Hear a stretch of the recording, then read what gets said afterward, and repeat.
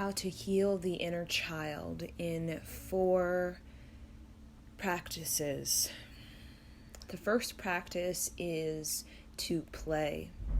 Play loosens up the body, it loosens up the mind, it invites creativity such as poetry, pottery, piano, ecstatic dance, or ballet, hip-hop.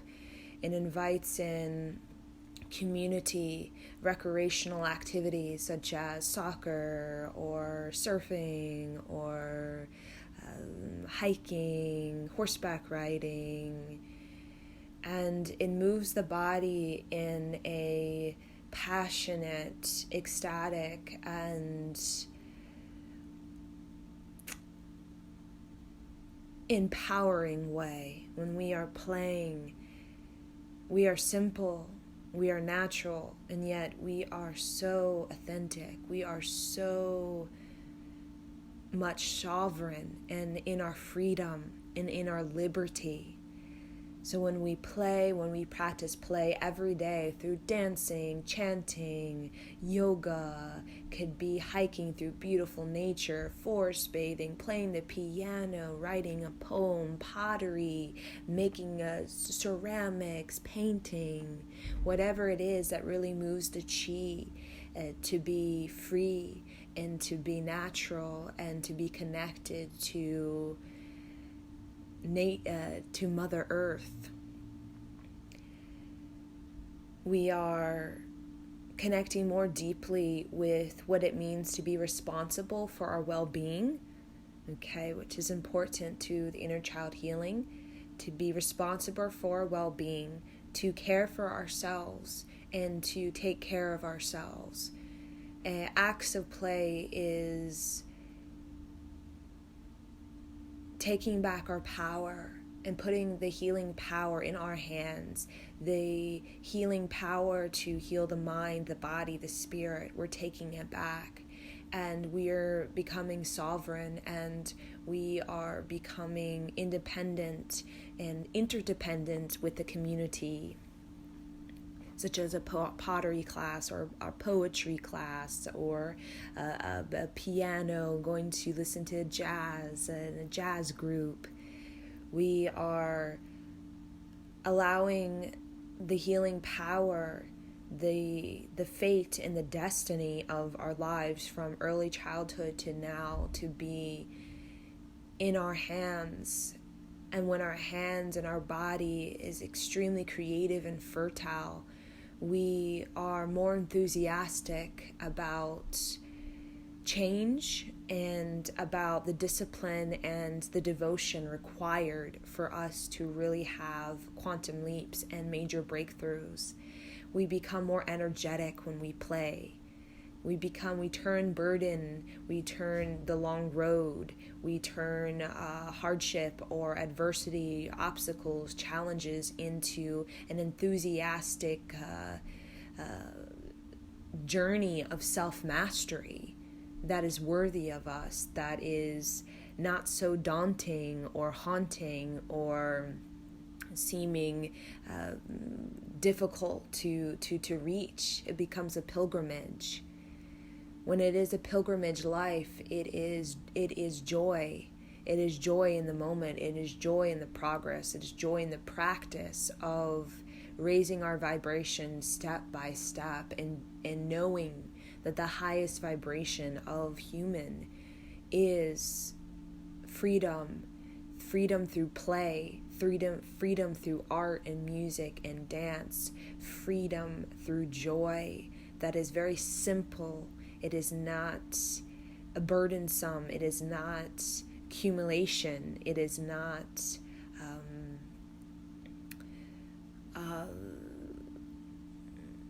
an obligation.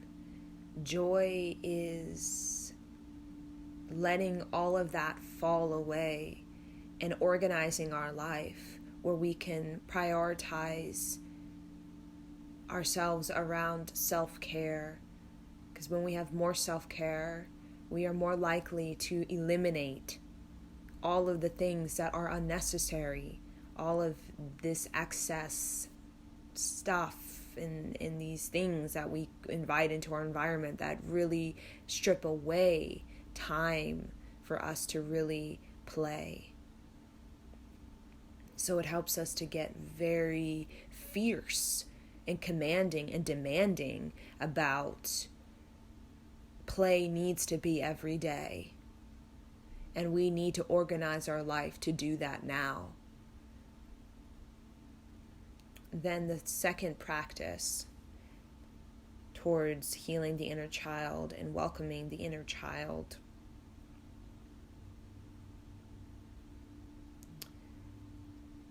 is acts of service.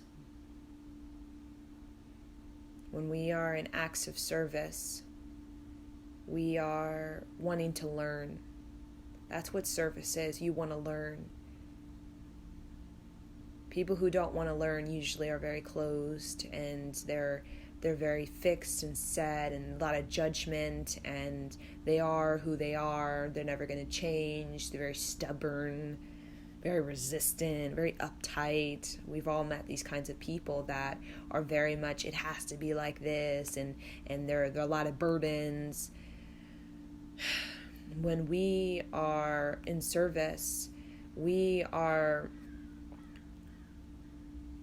shedding all of these burdens. We're really looking at them and seeing that most of them are just unnecessary. We just take on because we are stubborn to learning ways for us to really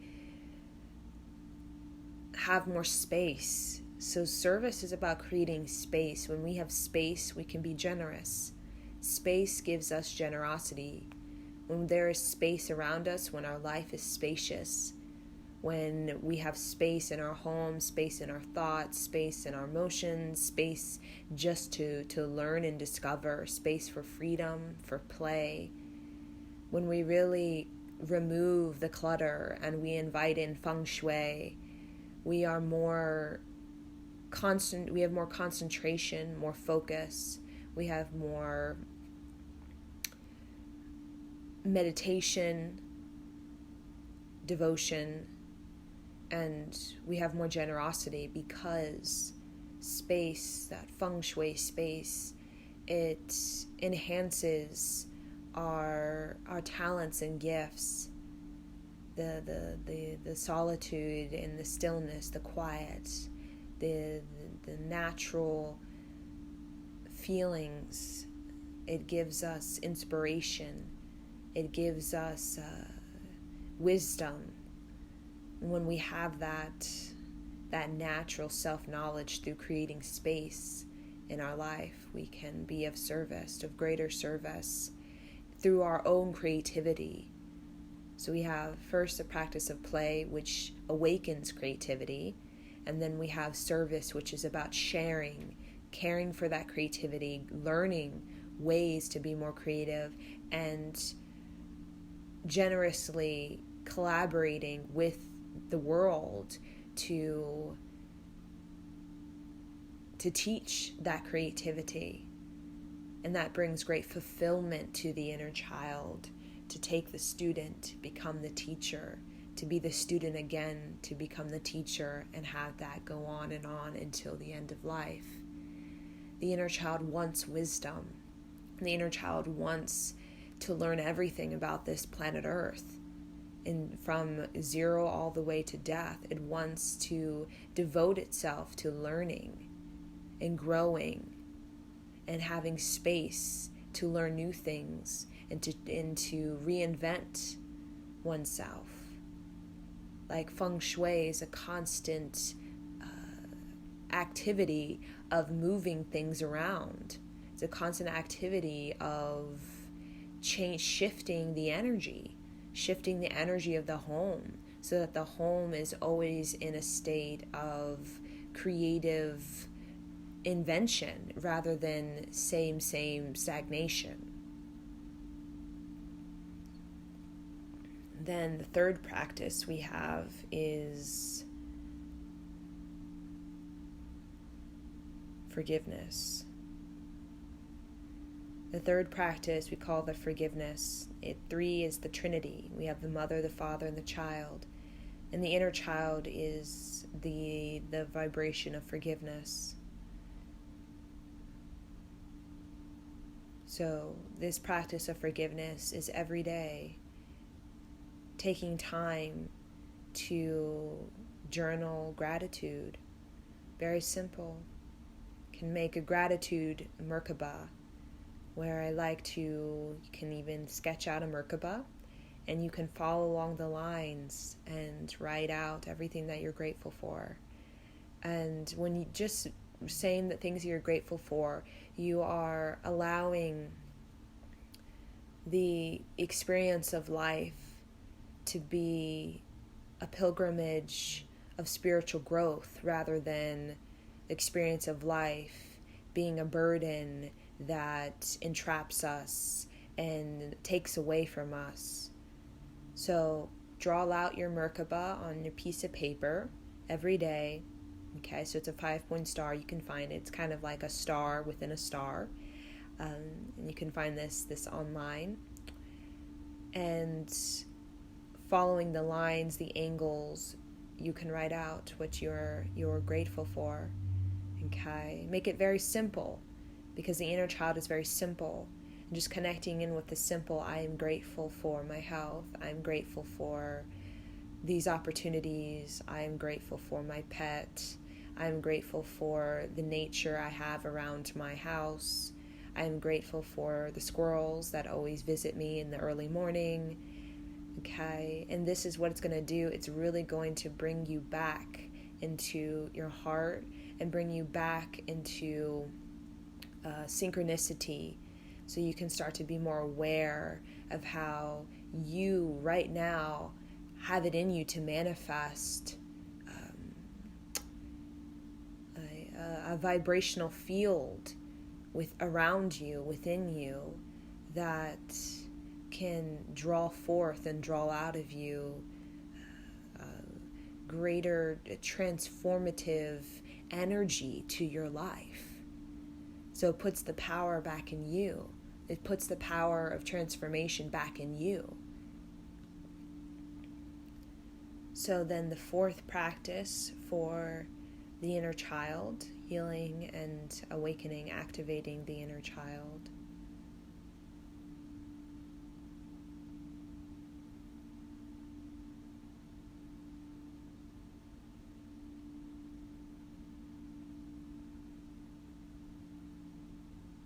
Is nature. Seems very simple and it seems very quiet, but it is nature. Nature, going out in nature and really being wild with nature, in the forest, by the ocean, hiking, being with animals, especially being with animals. What this does is it really grounds you, and it really brings feelings to your life, deeper feelings beyond the whole self-importance and I don't have enough and that loud sort of constant chatter that is like banging the head against the wall, like frustration and agitation that a lot of people experience. What it does is it really brings, again, simplicity back into what it means to be fulfilled when you're in the animals, like the goats or the llamas or the alpacas or the horses or the donkeys or the dolphins, or seeing the fish and the squirrels and the foxes and hearing the owls. When you're walking through nature, what it does is it allows you to be complete. And that's the inner child's greatest gift, is that it completes our lives. We feel complete, meaning we can, when we rise in the sunset and we have a beautiful morning practice of play, of forgiveness, freedom, and nature, we can, at the sunset, have completion. So nature, it completes us. It helps us to get in the cycles. It helps us to embrace cycles. It helps us to embrace change. It helps us to be content with what it is that is all around, and to see the great fulfillment not as an accumulation as Western society demands, more so as a freedom to explore, a freedom to greater learn, a freedom to allow creativity to be extremely extraordinary. And when that creativity is extremely extraordinary, it becomes its own reality. It feeds you, right? Feeds you financially, emotionally, psychologically, physically, all of this, sexually, creatively. It feeds you. And the inner child is a gift. It wants to give you itself. So again, the practices of play, of service, of forgiveness, and of nature, and all the 4 practices, they basically represent what the inner child is, which is Dharma. Dharma is play with life, clearing out the burden so you can play more and stop being so serious and uptight and closed off and stuck in your neuroses and looping through the same negative victim thing. Okay, to play, right? The Dharma is about playing through meditation and how, devoting yourself to it, to the things that really give you the power. And then service is Dharma, in the way that we create such a powerful vortex of space, of like feng shui space, meditation space, yoga space within the tissues, the muscles, the bone, for us to be generous. So generosity is equivalent to enthusiasm. The more enthusiasm we are, the more generous we are with our energy to ourselves and to the people around us and to our choices. We're more generous. We're more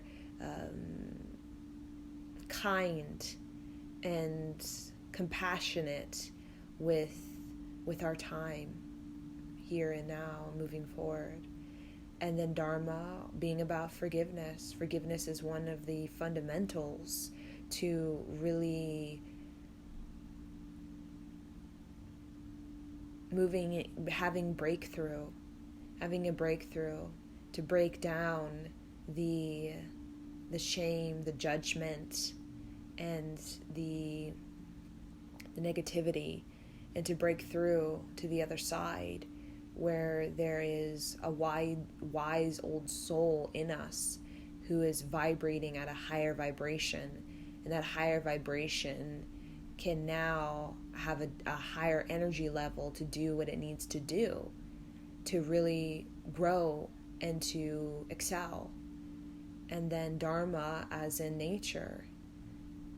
Dharma comes from nature. Nature, the practice of nature, is in every philosophy known to humankind. Philosophy comes from nature. Poetry comes from nature. Dance, yoga comes from nature. Nature is the practice of Dharma, and in the very root of the essence of Dharma. Nature is the completion of our lives, and Dharma is about ascension. It's about feeling complete. It's about taking the experience of life and mastering it, so that you're no longer a victim to it. You're no longer caught in it. You're no longer entrapped in it. You're no longer fearful of it. You become a creator of your fate, your destiny. You become a mover and shaker, a warrior, a saint, a protector. You become a visionary. You become the vibration of what it means to die and to be born and to move beyond this planet. Nature and Dharma represents the seed of light. We call it like the Holy Spirit, where you're here temporarily in your impermanent state, constant impermanence to master the many, many gifts, talents, and life lessons and experiences that are given to you to better support you on your journey of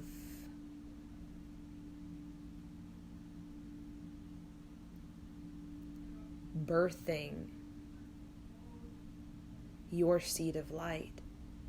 That seed of light is our birthright, to birth it. But in order to birth it, we have to know how to grow it inside of ourselves. We have to know how to create the space for it to be nurtured and cared for, and how to go through the labor to manifest it. Manifest a heaven on earth, a haven for us to truly complete our lives in whatever way that is. So this is the 4 practices for the inner child.